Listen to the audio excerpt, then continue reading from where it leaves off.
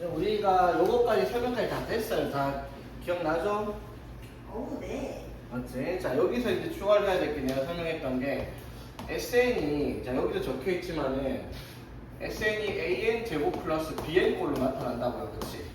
자, 여기에 근데 C가 있을 수도 있어요. 그쵸? 이게 있고 없고의 차이점이 뭐라고 했어? 첫째하고 그렇지. C가 없는 게 원래 등차 수열의 합이잖아. 맞죠? N에 대한 2차식을 정리하면. 근데 생성이 있으면은 둘째부터 등차 수열이 나타나는 거였지. 자, 그래서 일반항은 어떻게 찾는다? EAN 플러스 B 마이너스 A를 쓰는 거야. 맞죠?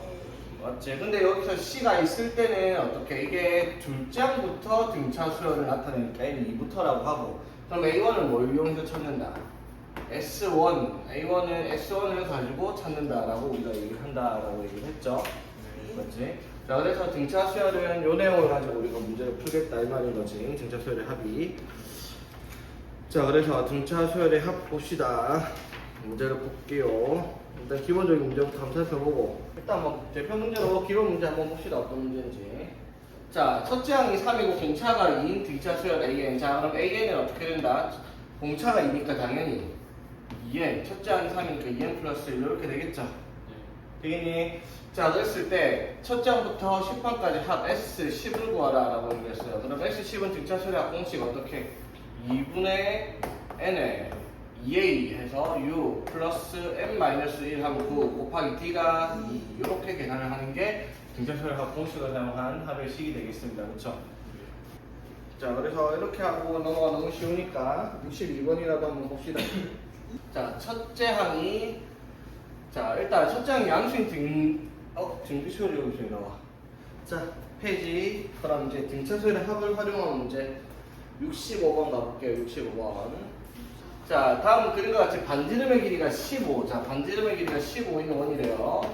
자, 이렇게 생긴 먹은 원을 5개 부채꼴로 나눴더니 부채꼴에 넓이가 작은 것부터 차례대로 등차 수열이 돼요. 이렇게 눈으로 보이는 게 맞죠? 자, 그랬을 때 가장 큰 부채꼴의 넓이가 가장 작은 부채꼴 넓이의 2배가 된대요. 자, 가장 큰 부채꼴의 넓이를 K 파이라고 얘기를 하자입니다. 오케이? 자, 그럼 봐봐. 여기를 A라고 해볼게요. 오케이? 제일 작은 데를 A라고 해보자. 그럼 여기가 등차 수열이니까 A 플러스 D, A 플러스 2D, A 플러스 3D, A 플러스 4D 이런 식으로 만들어지겠네요. 넓이가. 그쵸? 네. 됐지? 자, 그런데 요거 다 더하면 얼마가 돼야 돼요? 225파이가 돼야 되겠어. 넓이가. 그치? 맞죠? 넓이 225파이 맞죠? 자, 그럼 이거는 요 5개를 다 다른 등차 수열의 합하면 되잖아. 맞죠? 자, 등차 수열의 합 어떻게 돼요? 2분의 n에 A 플러스 L로 가면 되겠죠. 맞지? 문제가 뭐랬어요? 가장 작은 것의 넓이 2배라고 했어요. 가장 큰 친구가. 그러니까 얘가 얼마나는 거예요? 2A다 이 말인 거죠. 맞지? 그럼 여기서 확인할 수 있는 게 뭐다? A는 4D랑 같은 값을 가지고 있겠다 이 말이죠? 되겠니? A 플러스 4D가 2A니까. 왜 저래 됐다. 자, 그래서 얘가 얼마? 225파이가 이렇게 되겠죠? 네. 지금 5로 나눠주면은 45 곱해줘서 90. 자, 3A가 90파이니까 A는 30파이 되겠습니다. 그쵸? 오케이. 네. 자, 그래서 가장 큰 넓이 2A 구하라 했으니까 답은 60파이 되겠습니다. 그쵸? 간단한 문제고요. 자, 69번 한번 풀어보세요. 쉬운 문제는 아니에요. 몇 번이야 이거? 21번이잖아. 봐봐. 모르고서 21번이면 쉬운 문제 아니거든요. 자, 봐봐. 문제를 풀 때 일단은 공차가 음수라고 얘기를 했어요. 그러면 항이 A1, A2, A3, A4 가면서 숫자가 점점점 줄어들 거라는 걸 생각할 수가 있겠죠. 맞지? 자, 그래놓고 이걸 만족시키면서 SM, SM 플러스, SM 플러스 이 중에서 가장 큰 값이 460, 가장 작은 값이 450이 되도록 하는 자연수 M이 존재를 한다라고 얘기를 했어. 오케이? 자, 그랬을 때 이걸 만족시킬 수 있는 A1 값들의 합을 구하시오. 그러니까 이걸 만족시킬 수 있는 A1이 여러 개가 나오니까 합을 구하라 했겠지. 그럼 일단 첫 번째 이 조건을 보면서 우리가 생각해야 될 게 나눠서 봐야 되겠죠. 어떻게? AM이 2의 플러스 2가 되는 경우랑 am이 마이너스 2에 am 플러스 절대값 푸는 거는 무슨 문제든 똑같아요. 맞죠? 일단 절대값 정리하고 봐야 될 거 아니야. 그렇지? 그렇죠? 자 그러면 이게 뭘 의미하는 거예요 얘들아? 이게 am. 자 am은 뭐예요? a 플러스 m 마이너스 1d 이렇게 될 거 아니야. 그렇죠? 자 그럼 2 곱하기 a 플러스 m 플러스 2는 뭐가 돼? m 플러스 1d 이렇게 될 거 아니야. 그렇지? 이해되겠습니까? a 플러스 n 마이너스 1d. 자, 시간 없으니까 그냥 설명하고 넘어갈게요. 자, 보자.